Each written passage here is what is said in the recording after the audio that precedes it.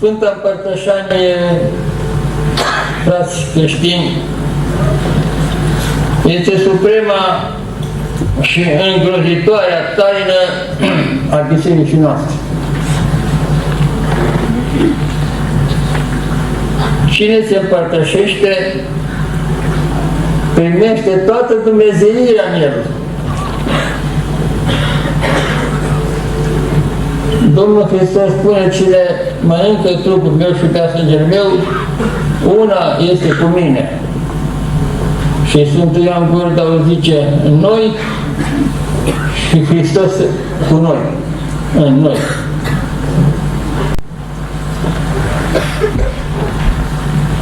Nu poate lucrul acesta să se facă oricum. A trebuit să deșerte, cum spun marii noștri părinți, Sfânta Trăime, să coboare în trup omenesc Iisus Hristos, nu ca să anihileze firea omenească, ci să o transfigureze. Și Domnul Iisus Hristos și Dumnezeirea a făcut două lucruri dincolo de înțelegerea omenească și îngerească. A făcut o femeie distinsă care a născut în Dumnezeu și a tăiat preoția.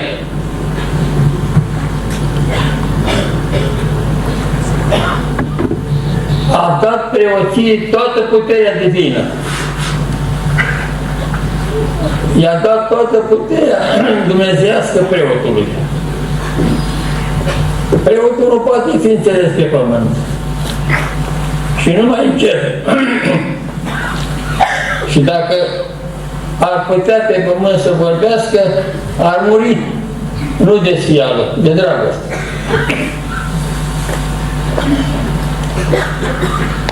El coboară pe Hristos din cer și îl înalță din nou pe Sfânta Masă.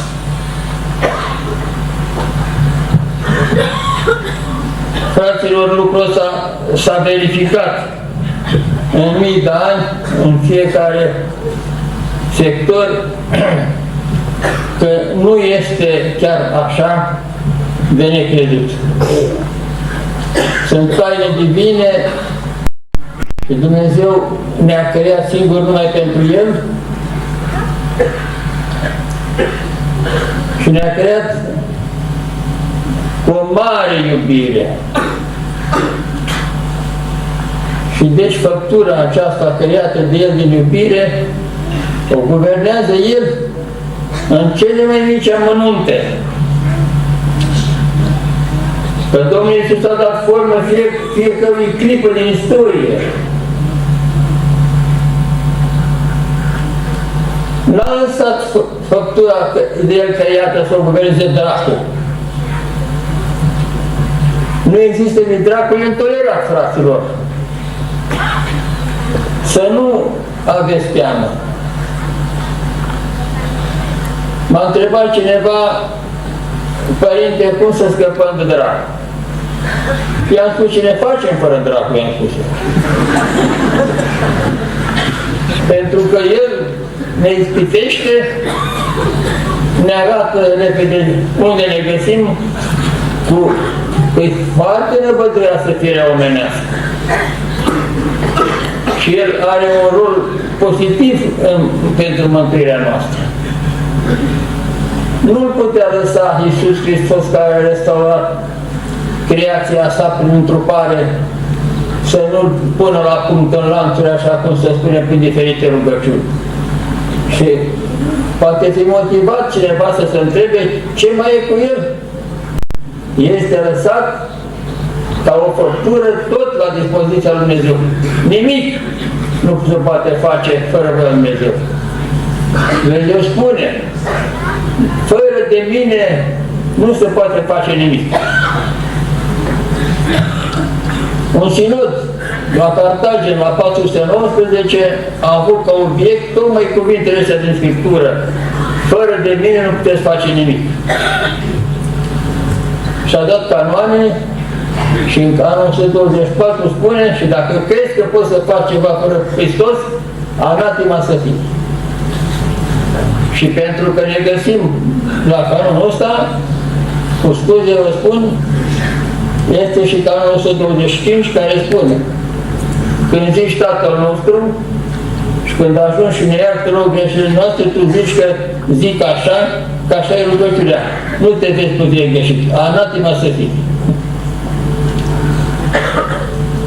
Suntem greșiți, dragii mei. Suntem oameni, suntem făptură. Dumnezeu nu este supărat că facem noi atât de mult că facem anumite greșeli. Este supărat că suntem nepăsători. Aici e o bubă care nu stă pe loc dacă noi vrem să o ținem pe loc. Nu este permis să stăm chiar așa nepăsători. Cu regret, omul nu se cunoaște bine pe sine. Încă nu-și cunoaște marea lui identitate divină. Omul nu este că iasă la unui laborator, la un val de reacție, cu elemente să dea cine știe că să iasă omul. Nu. E creat de Dumnezeu cu elemente divine, chip și asemănare, e înspăimântător. Și a făcut omul și pe om l-a ales, pentru că numai prin om se poate glorifica Dumnezeu.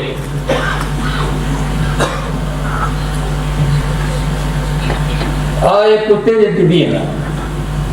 Leagă, dezleagă. Ca să mergi la Sfânta Împărtășanie, nu este, fraților, timpul cel care decide. Și văpaia din sufletul tău, din inima ta, asta îl decide. Dacă arde. Se merge la Sfânta Împărtășanie cu ușurință. S-a făcut de obicei. Că e mare lucru, e cel mai mare lucru, e cutremurător de mare. Să-L poți pe Dumnezeu în ființa ta fizică. Dar Dumnezeu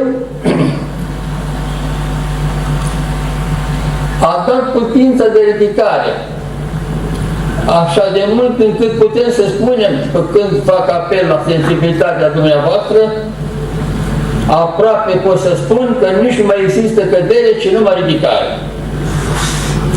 Nici o nenorocire nu înseamnă ceva. Nimic nu este pierdut dacă credința e în picioare, dacă sufletul aplică și capul se ridică de nou. Unul din suferințele din iad extrem de deranjabile este aceea că, măi, ce puțin puteam face să ne ajungem aici. Se greșește că suntem făptură, suntem în luptă. Dumnezeu ne-a înzățat, după cum vedeți, cu grosave lucruri, dar ne-a lăsat slăbiciunea ca să nu ne ridicăm gâtul, să nu ne mândrim, să ne zmerim, că atunci, cum zice Sfântul Apostol Pavel, când suntem slabi, atunci suntem tari, dar să nu stăm nepăsători.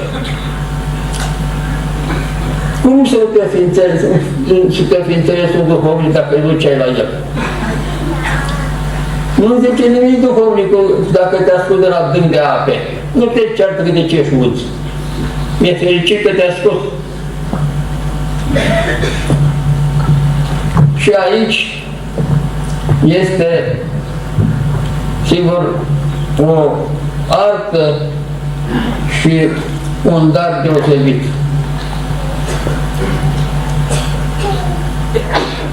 Spun așa pentru duhovnici, dacă știe să iubească, cum zice și Sfântul Fericit Augustin, iubește și fă ce vrei.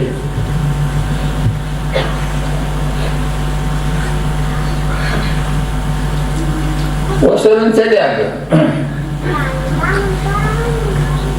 Sigur că fiecare însă are particularitatea lui, problemele lui, Duhovnicul trebuie să-l cerceteze, să se împrietenească cu el, să spună tot de fapt. Asta este și lucrul, scopul lui, ca el să-i spună tot, să poată dezlega. Și dezlegat rămâne.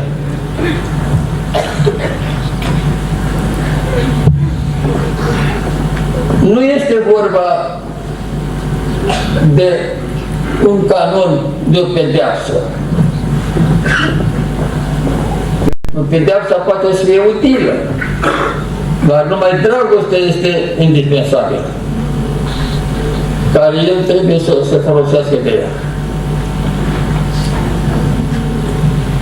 E o treabă foarte obositoare,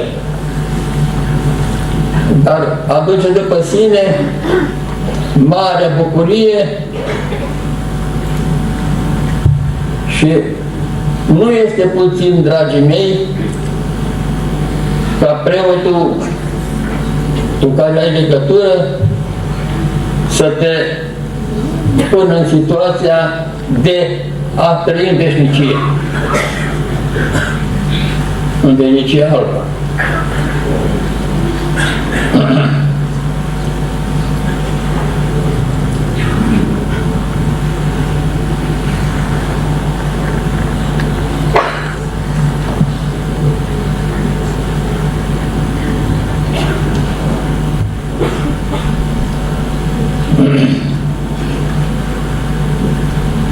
Se poate să întâlnești, eu chiar astăzi am întâlnit cazuri când nu s-au spărit în viața lor. E un motiv de supărare pentru duhovnic, trebuie să țină bine, să-i lei mai de la cap, că orice ar fi făcut, nu era mai mare păcat ca ăsta să nu s-o fi spovedit. Nu te costă nimic. Ori spui păcatele acelea pe iertare, ori ar fi ca de până să vedească, dar nepuse nu rămân.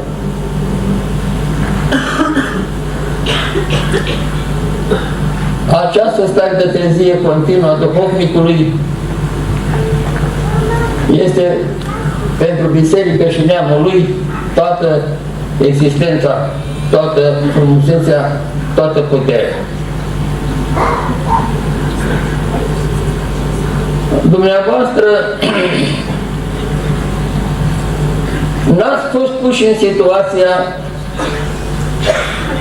să vezi lupul care era dracu în el la 10-15 metri de tine, rânjind să te mănânce, că lupul nu te mușcă, te mănâncă, să nu ai nicio apărare decât cerul. Orice suferință e o mare binecuvântare de la Dumnezeu.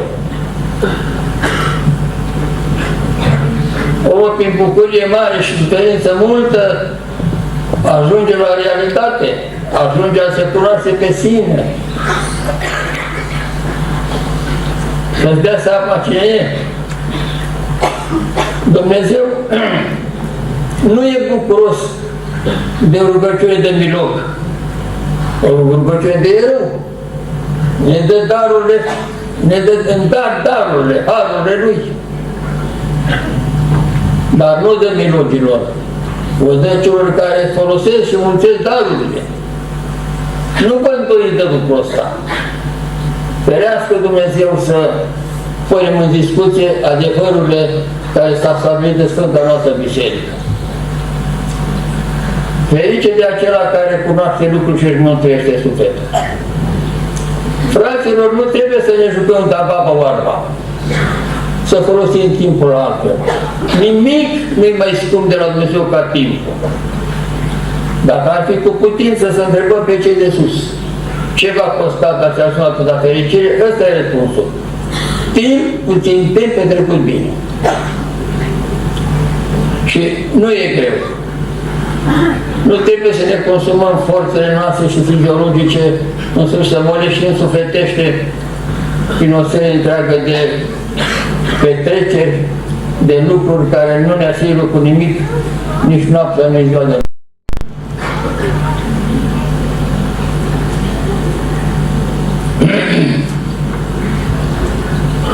Am fost în viața mea la multe căpătări de morți. Toți am observat care vedeau și erau foarte teologi atunci, la moarte. Toți doreau să mai trăiască o zi. Sigur, e o întrebare justificată, ce putea face într-o zi. Eu vă spun că orice clipă poate să fie un timp și orice suspirare poate să fie o rugăciune. Rugăciunea asta, frați creștini, poate să fie din fundul inimii și numai așa va fi, care face mai mult decât multe coșuri de lacrimi. Că nu este silită, nu e rugăciune de tipic și la inimă nimic. Este rugăciune de simțire. Și dacă nu treci momentul, ăsta e mare primește în existența noastră în continuare. Cine trăiește sincer momentul, repară trecutul și cucerește viitorul. Că nu a zice, ci a mișca înseamnă a ajunge. Nu poți păcăli pe Dumnezeul nostru. Vrea să fim luptători. Războiul, frații mei, e un joc de inteligență, dar războiul e tot război. Vom avea înțelegere cu abilitatea fiecăruia să scape de o situație, cum spune, însă să nu înțelegeți greșit, sunt eu în gură de aur, mai există și binecuvântatul vipreșul, ca să putem apăra adevărul. Un părinte cu plasticitate a spus ucenicilor, dacă nu știi să miști, nu te mântuiești. A sărit în sus toți cu părinte, că minciuna e opera dracului și el e căpetenia minciunii. Și le-a spus, ținând în pustie, bine, da, le-a spus întâi așa, ca să poată fi mai atenți și să primească ce urma. Dacă fuge un rău voitor și gonit de poteră și să ascunde în coliba ta, tu dai la moarte, nu cunoașteți insistența diavolului când e vorba să face păcat. Nu cetează cu niciun chip. Însă îl las cu Hristos, cu Doamne Iisuse. Și îl dai la moarte, după ce trece potera, îi spui, eu la moarte nu te-am dat, acum dă și răspunde pentru faptele tale. Pentru că am vrut să vă spun lucrul ăsta, că dacă e vinovat, de la moarte, toată lumea ar judeca într-o formă directă, să-l dai pe vinovat. Nu-i nimeni mai vinovat decât tine. Toată tragedia lumii trebuie plânsă ca propriile tale păcate. Asta e poziția creștină. Nu s-au iubit destul. S-au vorbit de rău. Această blestemată vorbire de rău cu iarburile. Ce ușor. Și am observat cu vârsta mea și cu toată lupta duhovnicească că mai vorbea, dar ce? N-am dreptate? Mi-a zis, am zis și am să zic. A iubi vrăjmașii nu e un sfat, nu e o propunere, nu e un demn, e o poruncă.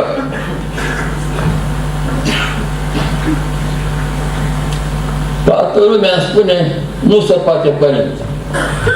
Pentru că să ține de fire pervertită și nu ține cont că a venit Hristos cu iubire. Și dacă este vorba așa, poți să-i faci o socoteală aritmetică sau o comparație, dragii mei, iată o realitate.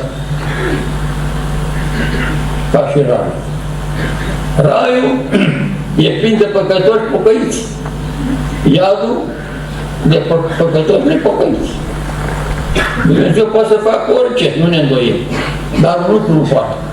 să-și face cuvânt.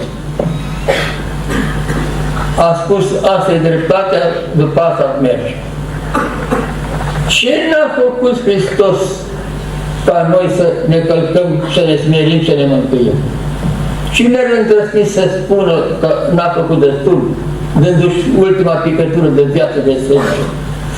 Și uite că a dat harul preoției nou, oameni, fiul lui Stanca și al lui Gheorghe, a dat puterea să ne dezlegăm între noi.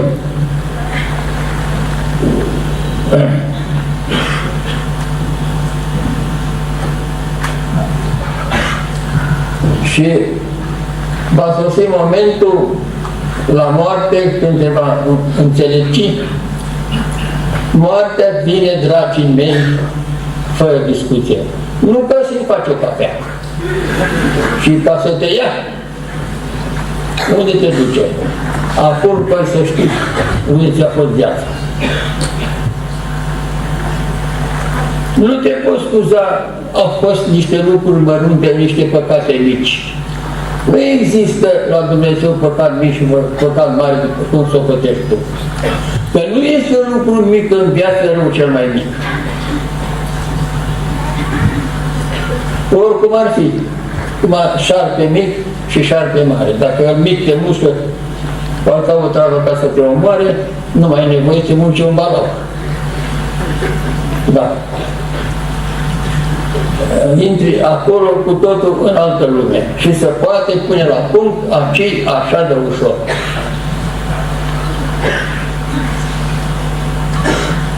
Îmi spunea un patriarh,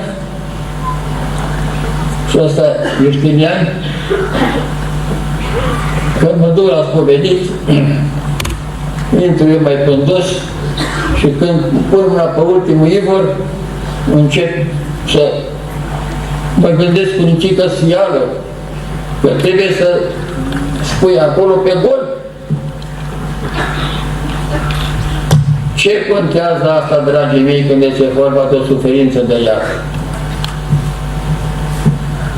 Frații mei, gândiți-vă cu adevărat, iadul e un foc întuneric fără lumină, cu mii de ori mai puternic caloric decât focul de aici, și stai acolo o veșnicie. S-a descoperit un oarecare, s-a descoperit chelul de iadului. Și un oarecare a dat drumul până la glezne în foc. Vorbim ca să înțelegeți mai mult suferința, dar țipa rău. Țipa fără niciun fel de pauză, groaznic. Și a fost întrebat de ce ții, pentru că e grozav de mare suferința, dar mai mare decât asta este că eu veșnic stau aici. Cum zice și Borșbuc, nu de moarte mă putem, ci de veșnicia ei. Și trecând mai departe la rândarea divină, a dat unul până la gât în foc. Sigur că și-a dat seama, a și spus că a făcut păcate mari față de celălalt, dar ăsta se bucură din când în când. Și a fost întrebat de ce te bucuri din când în când. Pentru că mi s-a vestit de sus că cineva din meu se face preot și peste 40 de ani mă scoate de aici. Că ea se liniștea cu dorința că cândva va ieși. Un înger a fost întrebat de veșnicia iadului de care o sfârșit. Și a spus așa: dacă tot nisipul din toată lumea s-ar aduna și ar da cât un boc, tot s-ar sfârși odată. Dar iadul nu.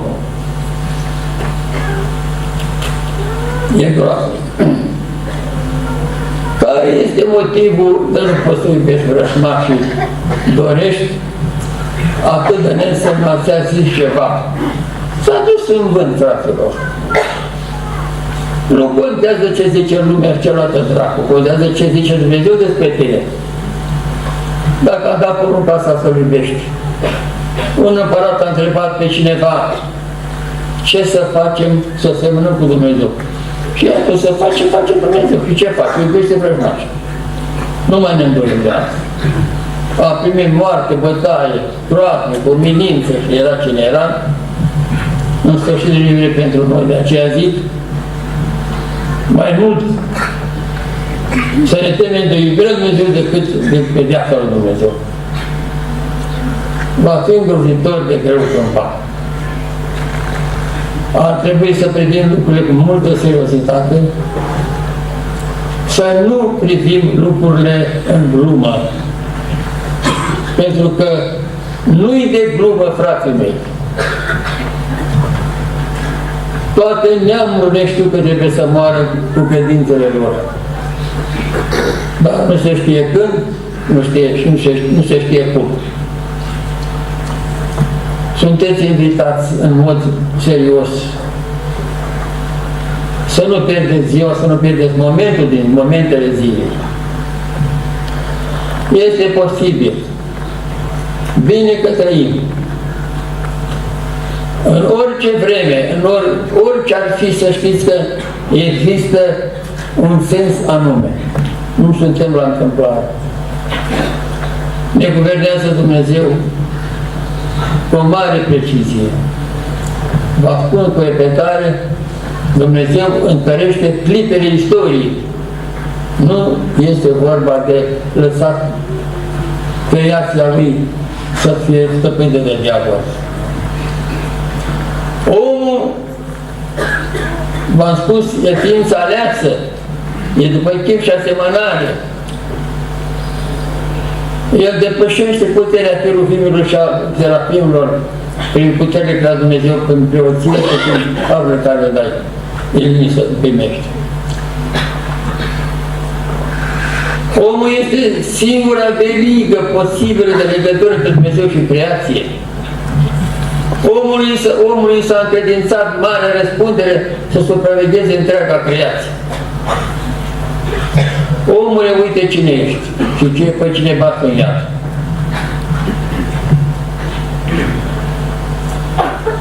Există, au fost întrebați catolicii care păreau că nu mai au cultul morților.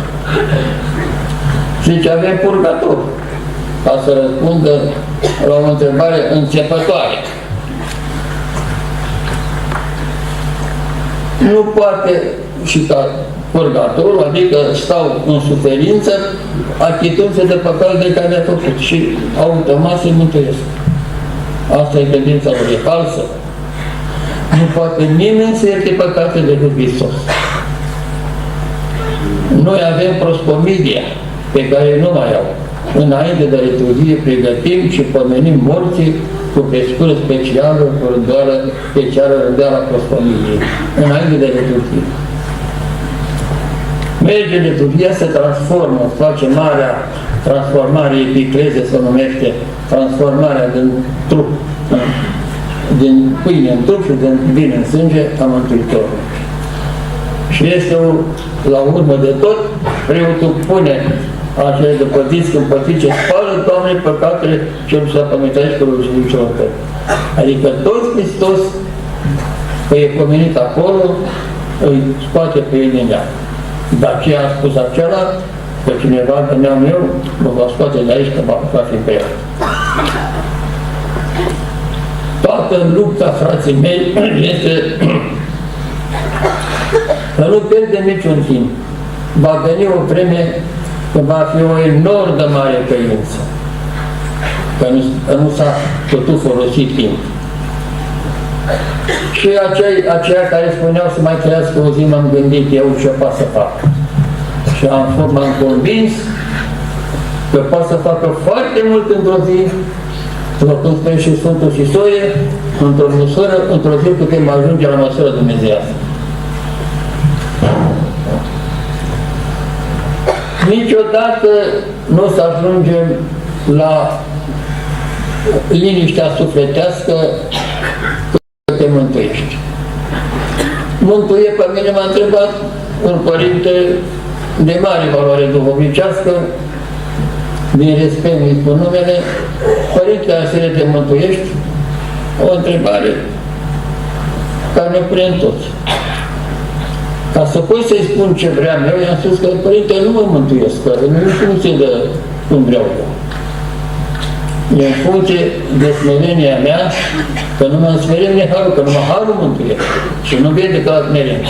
Sunt eu smerit, ce să-ți răspund?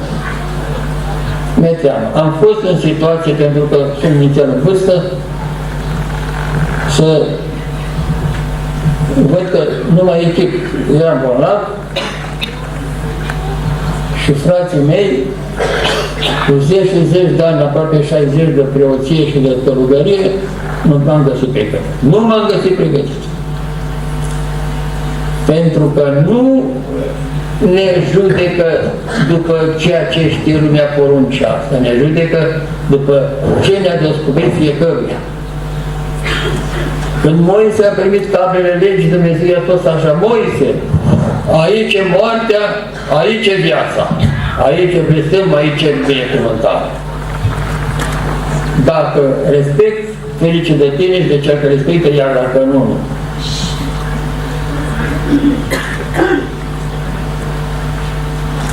Dacă ați știt dumneavoastră cât de scump momentul ăsta.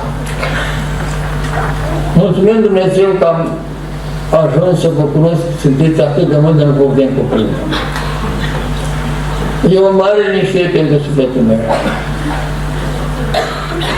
Am vrut în toată inima și sunt multe de spus.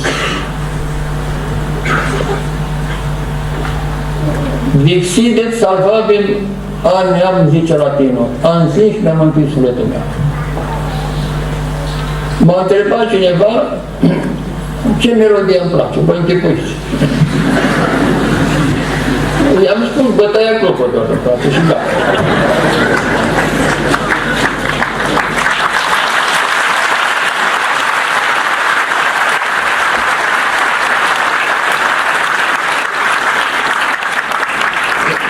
Păi dacă nu suntem la teatru să bateți de mână. Pentru că Bătaia Clopotelor, zic cum zic la tine, vivos foco, multo aflango, fulvera frango. Cheamă vii, plânge morții și împrăște diforile. Ce melodie mai multe ca asta? Mai frumoasă, mai precisă, mai angajabilă. Dacă s-ar anunța să aducem laude și slăviri lui Shakespeare sau lui Beethoven, acești titani, dacă am face laude la cântecele astea, rock sau cum mai se numesc și altele ca ele, s-ar îngrămădi lumea. Dar când se adună la Hristos, mulți zic că au congestie cerebrală, la mândeu și asta e. Și toată viața noastră lui Hristos să o dăm, cum zice mereu la liturghie. Dragii mei și scumpii mei, mulțumesc Dumnezeu că mă găsesc aici, deși vă rog să vedeți, e greu să vă spun bucuria mea, dar viața este o realitate care trebuie să trăită numai și numai după Hristos. Și tot ce pot să vă spun ca un om slab, că e posibil. Numai să vrei. Lumea nu contează, dragii mei, pe harurile darurile la Dumnezeu în lupta lor. Să cerem cu orice tip eroiește, nu să le cerem ca milogii. Doamne, ne-a înzestrat cu foarte multe de când ne-a creat, ca noi să rămânem în vecii vecilor împreună. Asta vrea Dumnezeu, pentru asta ne-a creat, singur numai pentru El.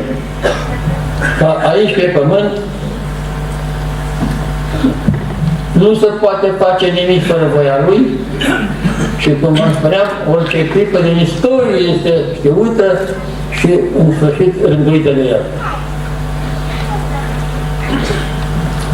Nu vă grăbiți să judecați lucrurile după elemente strict omenești, economice și mai știu ce. Și chiar războaie. Știe Dumnezeu de lucrul ăsta. Că, de fapt, eu numai atât vă pot spune, război vrea cine nu cunoaște. Dar dacă Dumnezeu rânduiește lucrul acesta, că dacă Dumnezeu ține cont de un gând rău sau bun al tău, cu atât mai mult de un război atât de destrugător.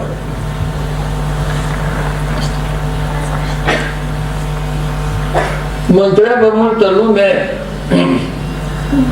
și mai ales studențimea, care începe să stricuiască încet, așa, dincolo de normalul lucrurilor, ce facem, părinte, cu Occidentul ăsta, că, uite, s-a împrăștiat concepția amestecate. Nu-i niciun, nu când răspunsul ăsta, dragii mei. Și crezi că veți fi convinși că ăsta e. Pune-te tu la punct. Pune-te viața la punct. Cercetează tu pe tine. Am spus, te cunoști prea puțin. Te minimalizezi. Asta nu este o smerenie, asta este o slăbiciune. Ai atâta relație cu cerul, avem îngeri păzitori, dragii mei. Îngerul păzitor nu doarme ca un pasnic. Păzește cu adevărat că e alături Dumnezeu cu puteri mari și în relație cu miliarde de alți îngeri. Există în canonul Îngerul Păzitor acolo un verset care spune: Sfinte Îngere, fă rugăciune de opție cu îngerii toți pentru mine. El face și îngerii din cer nu spune nu vreau. Fac toți. A zis diavolul așa odată că dacă aș fi întrupat în om cu puterea îngerească de altă dată, deve primi ajutor la pământ. Bine, avea dreptate, poate. Dar îngerul nostru păzitor nu poate să răstoare pământul, că nici nu-i căzut și e îngerul trebuie. Și ăsta e păzitorul nostru. Nu există cuvânt de rugăciune, el duce la Dumnezeu. Un părinte îi citea ucenicul rugăciunile în pustie. Și la un moment dat părintele a tremurat. Ce-i, părinte? Ai greșit că am văzut îngerul dând aripi. Adică îngerul la cuvinte de se ducea. Ne păsește cu adevărat așa ca o ființă divină. Și totuși îngerii care au atâta putere sau au atâta mișcare și înțelepciune chiar sunt subordonați preotului omului.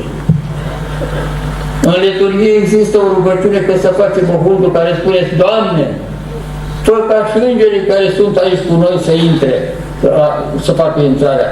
Că și ei aduc slujbe și ei sunt în temere și ei sunt tot în ființe sfinte. Asta este la dispoziția preotului. Sigur, preotul pe care vrem să fie foarte atent. Preote, îngerii sunt slugele mele, dar tu ești preotul meu. Ce trebuia să fac eu pe pământ, fac eu acum. Frații mei, avem pe Maica Domnului. Știți că e supărată pe toți aceia care nu-i cer niciodată nimic.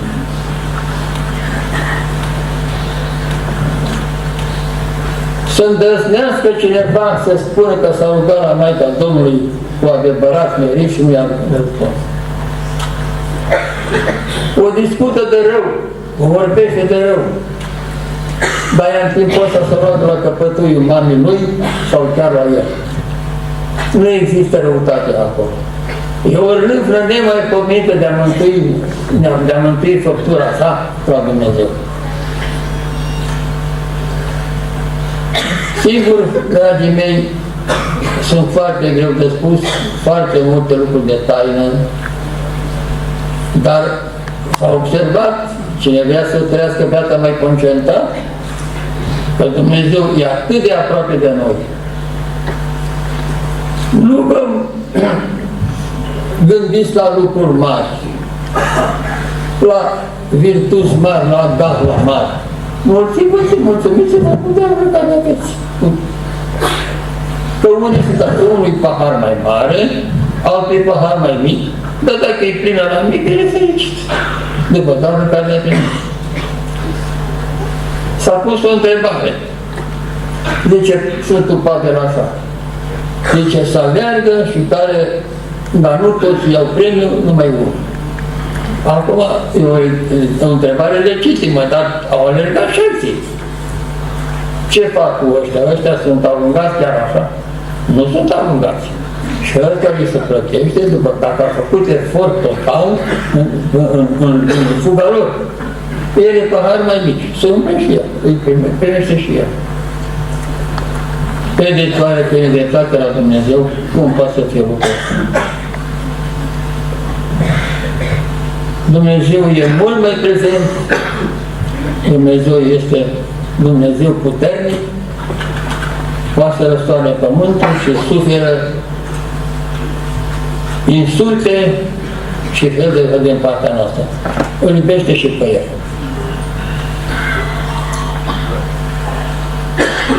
Poate că aici între noi există și câțiva care nu au venit aici la Dumnezeu. Nu zice nimic. Noi îi iertăm, nu îi înțelegem, însă, dar dacă vrea să ne atace, nu pretinde decât să ne aducă argumente.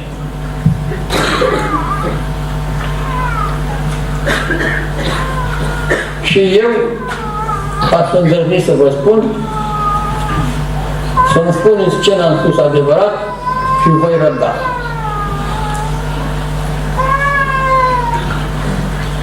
Sunt foarte bucuros de acest moment, nu mă așteptam. Am fost, mi s-a poruncit din partea mea, de la mine cu fel de fel, că nu mai stau cu Domnule, ascult acolo. Ascultarea la noi e mai mare decât canonul tău și rugăciunile tale. Dă piatra la o parte care e de 20 de ani, nu știu, nu mă duc. Și s-a întâmplat să dea. Dar tu nu poți să spui nu mă duc. Doi inși din lume, foarte mult s-au iubit și foarte credincioși trăitori, au hotărât să plece la unul la mănăstire, s-a dus unul în pustie. După o bucată de timp, adică niște ani, cel din pustie a coborât la cel din mănăstire să vadă ce mai face. Starițul, care era un om cu frica lui Dumnezeu, le-a dat voie să mai plimbe în pădure, să mai învețe unul de la altul. Mergând de în pădure, au dat unul mort. Și a zis ăla din pustie, hai să ne rugăm să învețe. S-au rugat și avea mort. Ăla din pustie zice, pentru rugăciune nu le-am via mort. Ăla, ascultor de mănăstire, s-a rugat, n-a gândit numai decât. S-a rugat sincer. Au plecat în mănăstire. Cum a ajuns în mănăstire, s-a zis, ascultă, fugi repede, treci flugul ăsta, că era un flug acolo, te așteptă ceva acolo ăsta. S-a repetit, nu barcă, nu scândură, nu nimic. S-a repetit acolo, un crocodil la ăsta de din barcă. Deci ai văzut fiule pentru rugăciune cu ea de mort? Le-a zis tare. Trăirea voie, ascultare. Oricine ați fi, orice ați avea, orice rang social ați avea, există o disciplină, o ierarhie. Nu se respectă, sunteți în păgănătate. Frații mei, să ferească Dumnezeu să ajungem la marginile acestea, pentru că marginile sunt numai de dracilor. Stăm bine unde suntem, n-avem decât să cerem, ni se răspunde. Și dacă nu-ți dă, nu-i numai decât cel mare vinovat și poți să fii tu. Nu cere mereu la Dumnezeu. Nu ne-a dat până de cerut. Că spune că îl primești în sutiri, nu știu ce. Păi, nu te-ai rugat cum trebuie. Te-ai rugat ca un minut, nu poți să dea darul să-l precipitești prost. Așa că încă o dată vă spun, cu scuză să mă opresc aici, prețuiți timpul, dragii mei, pentru că totul se va termina. Cu prima zi de moarte, ultima zi de moarte, începe prima zi de fericire.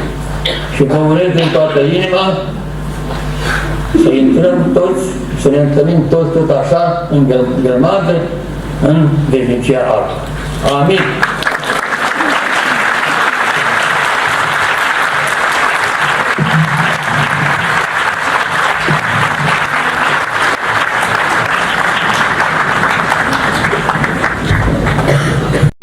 Trebuie să cerem ca niște eroi, nu ca niște miloci.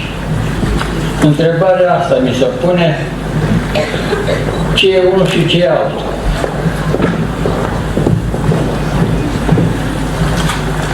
Când Mântuitorul era pe lacul Genizaretului cu ucenicii, a spus ucenicilor, merge pe țărmul celălalt.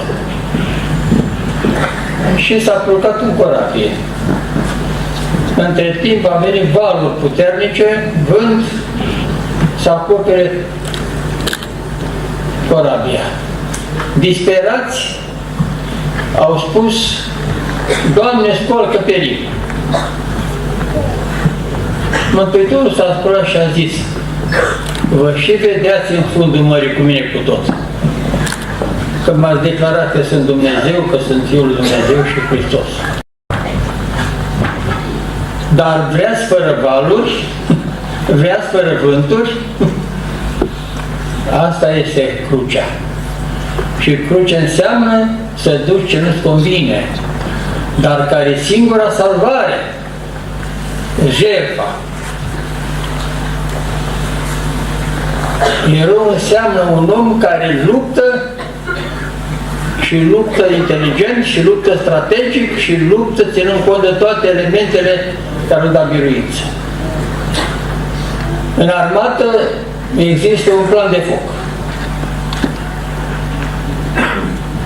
Eu l-am aplicat și în viața noastră de creștin.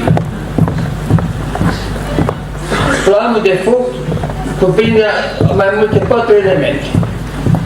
Mai întâi, determinarea precisă a poziției tale.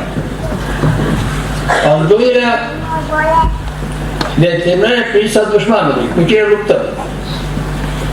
Al treilea, distanța între noi și dușman, ca să poți înălța înălțătorul puștii să ajungă acolo. Și al patrulea, folosirea tot armamentului să omori sau să neutralizezi inamicul. Exact se potrivește și la noi. Care e poziția ta? Suntem creștini. Care este inamicul? Diavol. De ce trebuie să cunoaște distanța? Sfântul Antonie cel Mare a pus o întrebare la ucenici: care este păcatul de care trebuie să ținem cont cel mai mult și imediat? Toți au spus: mândria, curvia, hoția, păcate mari, păcate de moarte. Dar nu au răspuns exact. Păcatul de care trebuie să ținem cont cel dintâi este cel care e aproape de tine. Ăsta este primejdia cea dintâi. Dacă cineva a trezit pe unul să te omoare și întinde mâna pe mână, tu te aperi de ăsta care e lângă tine și pe te judești cu ăla care a poruncit. Deci păcatul cel mai mult este ăsta. După cum vedeți, în continuu trebuie să jertfești. Cine fuge de cruce, fuge de Dumnezeu, zice Sfântul Rânditu, și așa e. Mântuitorul n-a biruit pe diavolul omenește vorbind când a făcut atâtea minuni de te înspăimântă, că de miește, să minte în loc. Nemaipomenit, așa ceva nu s-a mai văzut, au spus-o toți. Dar n-a mântuit neam omenesc decât prin cruce, adică prin jertfă. Mântuirea pe cruce și să vă uita Satana. Ca să zic că nu se poate fără jertfă. Și ca să jertfești nu trebuie să fii în moment. Nici o mână nu biruiește dacă tremuri și ține sabia. să biruie inamicul cu sabia ținut de bine. Adică mâna care tremură, nu mai e. Milog e unul care cere în continuu, se referă la mila ta, nu luptă să cucerească. Nu faceți comparația cu niște miloși de stradă, că și ăștia, vă spun că sunt personaje biblice. Asta nu întinde mâna să-i dai, îndemnă să-ți dea împărăția și tu cu 2 lei nu i-o dai. Deci nu-i vorba de milogul ăsta, dar el e un milog, nu poate decât atât să ceară. Și dacă e vorba de asta, scuzați-mă, mă găseam în București, n-aveam bani de mașini de tramvai și mergând eu pe jos, cum mă vedeți așa, am observat un milog. El își pregătea, că m-a văzut, eu nu știam ce să-i răspund până acolo, pentru că n-aveam nici bani de tramvai, și am ajuns la el și i-am spus, n-am niciun ban, îți dau însă o mână caldă, vai părinte, așa ceva nu mi-a dat nimeni. Dragii mei, nu este vorba să-i dai. Nu dai ce ai, dai ce ești. Asta e milosea. Iar tu, ca să-i dai ce ești, să jertfești. Și atunci tu ești în rândul oamenilor de jertfă care se numesc eroi. Ni se întâmplă sute și mii de cazuri, de împrejurări când noi ne identificăm repede forțele noastre sufletești. Adică ce zborul nostru. Noi acei n-am venit să vorbim de mărci sau de mașini sau de roate. Am vorbit să vorbim ceva de aripi.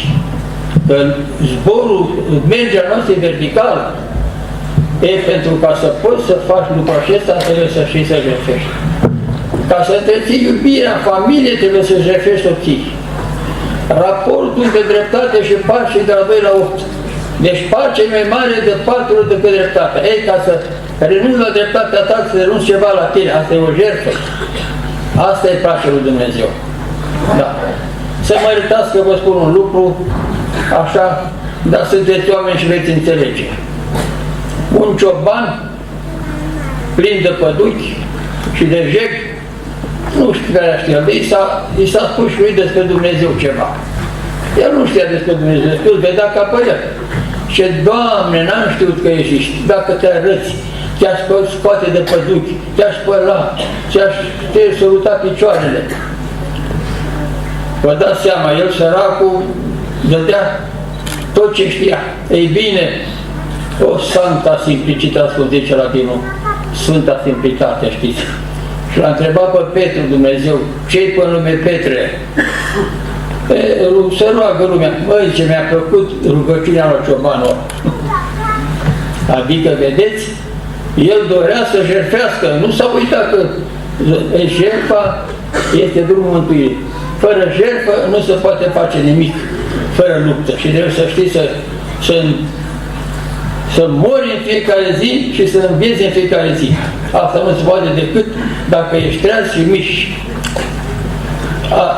Când mi-a fost cu putință, în sfârșit sunteți oameni deștepți și vă dați seama că e diferență între a fi milog, în pulsul vieții tale și peste tot decât erou.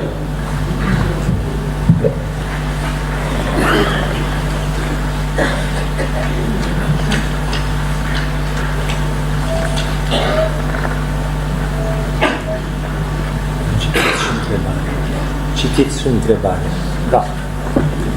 Părinte Arsenie, cum să facem să iubim pe toată lumea să nu judecăm? Dragă, răspunsul ăsta. Nu urâ și nu judec. Ce mare lucru este ăsta.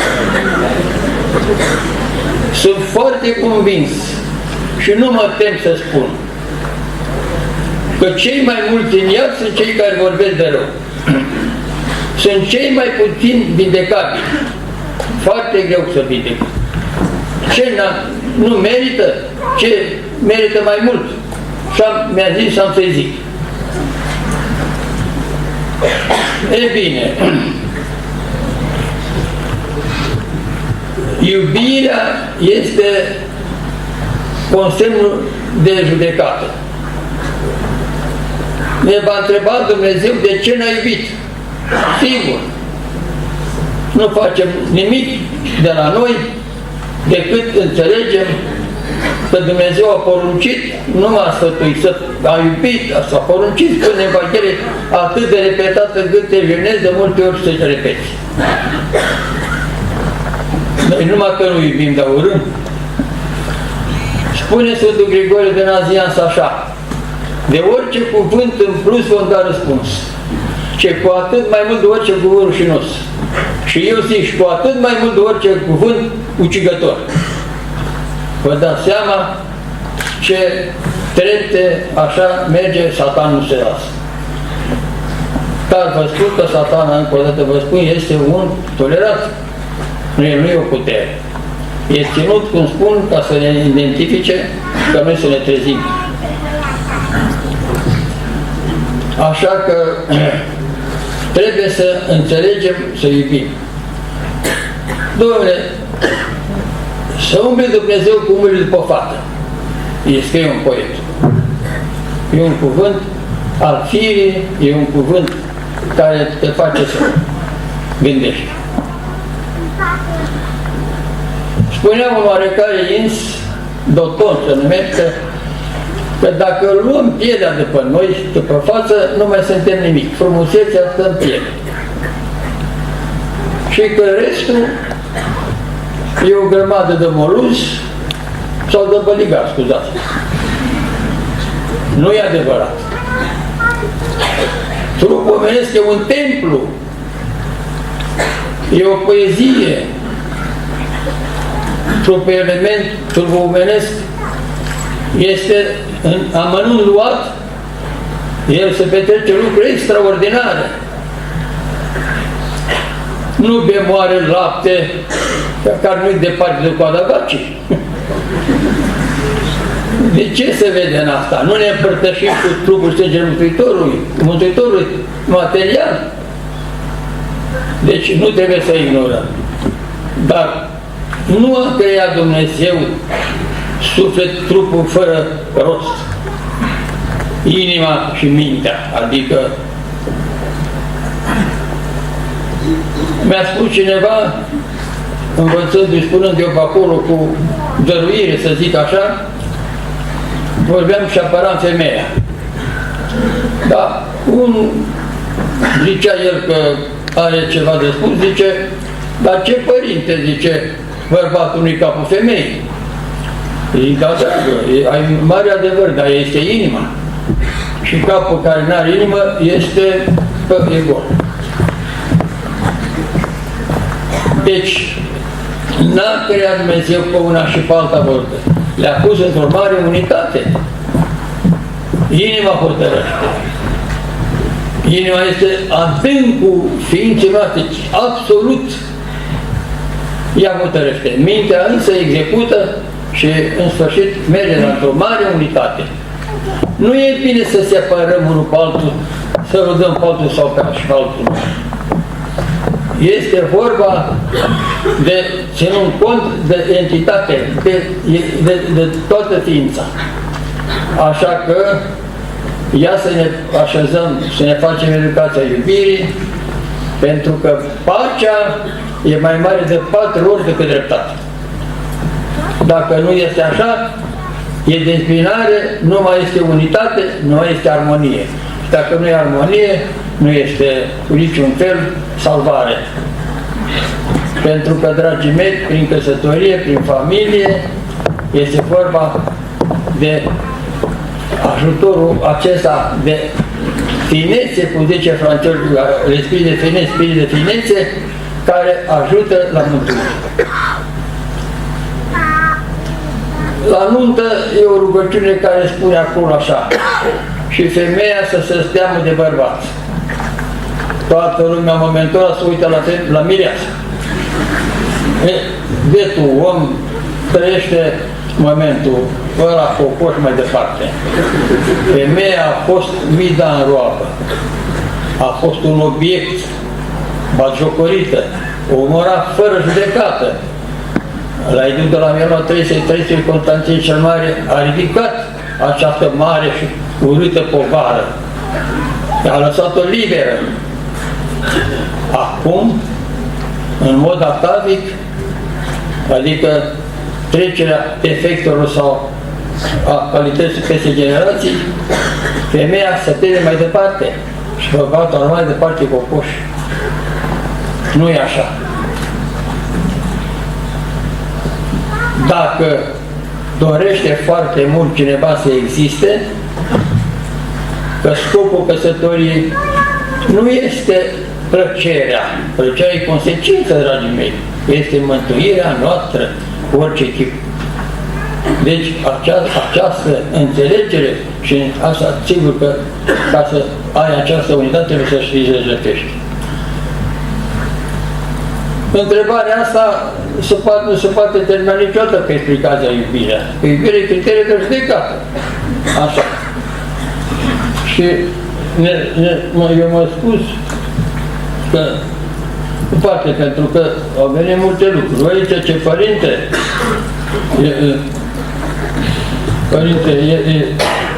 există iertare fără uitare. Fără uitare. Aia nu mai e iertare. Dacă n-ai uitat. Acum vă spun. Dumnezeu ne-a iertat. Ce-ar fi să nu uite? Ești chinuit. Nu mai poți crea. Ești rob. Iertarea asta nu are origine divină. Și iarăși este un fel fals de a conviețui. Am cerut iertare, nu mă interesează. Un părinte, un oarecare călugăr s-a închis într-o casă, s-a ducit acolo și pe ușița pe acolo, ca la pușcărie, îi ducea mâncare. Unul însă, fusese certat cu el și ăsta care era închis nu-l ierta. Părintele l-a trimis, du-te și cere iertare, cum se poate? Zice, m-am dus, dar nu mă primești. Du-te încă o dată, nu mă primești, cu du-te. Când a văzut părintele a spus, te duci pentru că te îndreptățești și cer de formă iertare. Du-te cu gândul că ești vinovat. Dumnezeu l-a luminat, i-a deschis și s-au iertat. N-are niciun gust, nu poți să versuiești dacă nu uiți. Pentru că ține pe loc. Ce rost are formalismul ăsta? Iartă-mă și la zice Dumnezeu să te ierte. Du-te și te împărtășește. Dragii mei, vă spun încă o dată, nu e de glumit. Lucrurile trebuie cu orice tip rezolvate aici cât suntem. Vă spun încă o dată că e lucru mic ce am făcut. Nu există lucru mic în viață, răul cel mai mic. Așa că o iubire, iertare, uitare. Restul nu este. Nici n-aș vrea să fie obiect de discuție.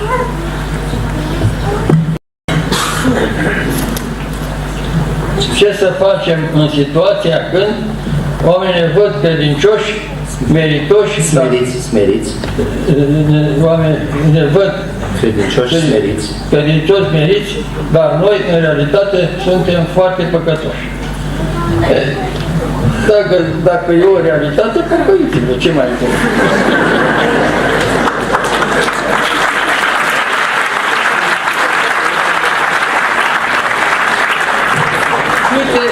Nu te credeți dumneavoastră că știe un duhovnic. Pe o parte se distrează, pe altă parte se îngrijorează. Nu există păcat, a spus în altă sfinția sa, că și Iuda putea fi iertat, care era îngrozitor. Dar Petru a făcut păcat foarte mare, pe care noi nu știu dacă l-am putea face, să ierte Dumnezeu. S-a lepădat de Hristos când se uita la el și chiar Mântuitorul l-a văzut. Îi și spusese dinainte. Groaznic păcat. Dar a plâns cu amar. Dumnezeu, dragii mei, dacă știi că ne iubește, asta este o mare pierdere, o mare lipsă, să știți, dacă nu gândiți la iubirea fără margini. N-avem puterea să vorbim, n-avem cuvinte. Ne iubește mult, ne înțelege. Eu personal, când am fost într-o situație mai grea, nu mă găseam bun de mântuire. Cum era să mă găsesc? Că nu. Așa. Dar m-am gândit la lucrul ăsta și m-a ușurat enorm. Domnule, mă iubește Dumnezeu ca un păcătos, că vreau fără discuție să ies, nu mă lăsa. Lupta e de veacuri, de zeci de ani. Așa că vă rugăm foarte mult, țineți foarte mult să o duceți să l-ați povedit. Domnule, spune acolo pe limba ta. Așa, te înțelegi Duhul, te iubește, nu se pune problema. Pentru că și El se mântuiește mântuindu-te.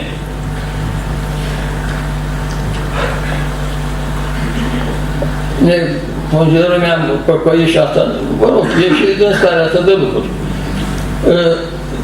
S-ar putea ca tu să te zică că ești fals. Nu contează, vă spun cu repetare. Nu contează ce zice lumea și celălalt dracu, ce zice Dumnezeu despre tine. Asta contează. Este, Mântuitorul a spus, și lucrul acesta a rămas ca învățătură trasoară, luminată. Eu sunt calea, adevărul și viața. Dacă nu e cale, nu e mergere. Dacă nu e adevăr, nu e cunoaștere. Dacă nu e viață, nu e viețuire. Deci, adevărul care îl știm trebuie respectat. Dacă n-ar fi fost Noul Testament, să desfința Vechiul Testament. Dacă n-ar fi fost Hristos declarat adevărul, dacă n-ar fi fost adevărul cunoscut, eu sunt Hristos adevărul, toate filozofiile n-ar fi existat cu atacurile acestea la adevăr. Există Satana cu anticriștii care atacă în sfârșit fel de fel adevărul. Adevărul totdeauna doare, nu te suportă ușor cel de lângă tine dacă tu ești mai credincios. Vrea să te pună la nivel cu el, să se simtă bine în serviciurile lui. În tot cazul, să fiți cu multă băgare de seamă că niciodată nu e cineva degeaba lângă tine. Asta e enorm de mare greșeală. În măsura în care iubim lumea, în măsura aceea iubim pe Dumnezeu. Da.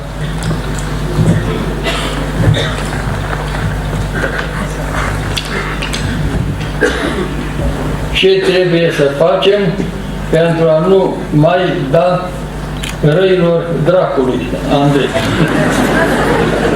De ce zici drace, zici Doamne, Doamne? Ce te costă? Ce să facem? Fiecare, cum am spus, că m-a întrebat cineva, și ăsta era un om mare, era și patriarhul de față, care este problema cea mai grea. Din problema fiecăruia, asta e problema cea mai grea, cum a fost eu. Problema fiecare, uite, mă întreabă un lucru așa de școală primară, foarte bine, știți, așa. Nu mai zic, Doamne, Doamne, să te ajute, dragii mei, uite ce este. Suntem fii români, suntem angajați în probleme de existență, momente istorice dificile, în sfârșit. De ce nu vă rugați? Nu vă dați seama ce putere mare are Doamne Iisuse Hristoase în lumea și de păcătos. E cea mai mare rugăciune. Nu trebuie să stați de vorbă cu diavolul, cu dracul, cu dușmanul. Stați de vorbă cu Hristos că te atacă El. Nu-L recunoști. În momentul în care îl recunoști și vorbești cu El, chiar apărându-te, e bucuros, dar e și El ceva de spus. Eva, când a dispitit-o șarpele, că să mănânce, a spus nu. Că Dumnezeu a zis că numai dacă gândim să mâncăm cu moarte vom muri. Dumnezeu n-a spus că numai dacă gândești, dacă mănânci cu moarte vei muri. Atunci șarpele și-a schimbat tactica de luptă și a zis: tata, nu vezi ce frumos era la culoare, pofta ochilor. Și să vezi ce pune la gust pofta trupului. Și ajungi, tu cunoști lucrul Dumnezeu, tu fii a vieții. Adică și atunci Eva a cedat. Satana își schimbă repede tactica de lucru.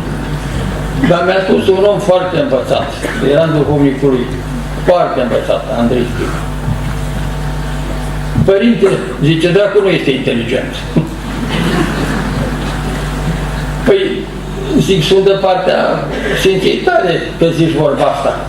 Că mă mir și eu acum și să ne mirăm toți. Domnule, slut așa cu el, întunecat, cum spuneam la prețințitul. Domnule, nu se lasă deloc, nu vede, vede înger, știe ce e Dumnezeu, știe ce a fost, nu se lasă deloc. Și asta, sigur, din cauza mândriei. Așa că pot să-i spun că este inteligent, însă mai întâi trebuie să știți că el nu ne cunoaște gândurile, dar face orice să te prindă. Are o tactică de luptă, are o serie întreagă de experiențe, pentru că omul care e foarte deștept și care poate să se îndumnezeiască a devenit cel mai mare prost, așa, ascultându-l pe diavol. Și zice că, dar ce-a făcut părinte? Zice, am făcut, am zis și eu numai o vorbă, așa, care a tăiat, bineînțeles. Eu am spus, dar nici am n-a făcut, m-am decât am mușcat dintr-un măr. Și a dat atât de mult de lucru cerului, uite, uitați-vă, de mii de ani, de mii și mii de ani, uite, trebuia să răstignească Hristos, trebuia să jertfească. Cât de muncă a dat cerului întreg și uite, luptând în răsputere, acum să salvăm mușcătura aia care a făcut în pietul Adam. Și l-a întrebat un arhanghel, l-a întrebat pe Adam, care a trăit 900 de ani. Cum a fost Adam aici? Am intrat pe ușa și pe alta. Adică 900 de ani nu era nimic. Noi, frații mei, nu-i nimic la viața asta. Este o ușiță pe altă ușiță. Dar avem în intervalul ăsta putința în aripat de a trăi, în sfârșit să anihelăm, în sfârșit să depășim tot. Dar nu puteți decât pe iubire și cu rugăciune, dragii mei. Nu vă supărați dacă v-aș aduce această învinuire, în sfârșit și mie, hai, nu ne rugăm destul. Doamne Iisuse, s-a constatat că fuge de puterea numelui. Atunci când vă ispitesc, mai ales ispitația trupești. Doamne Iisuse, dar nu cu agitație și cu un calm, așa. Asta e o mare rugăciune care trebuie spusă în taină, dacă se poate, scuzați-vă, nici tu să nu știi că zici.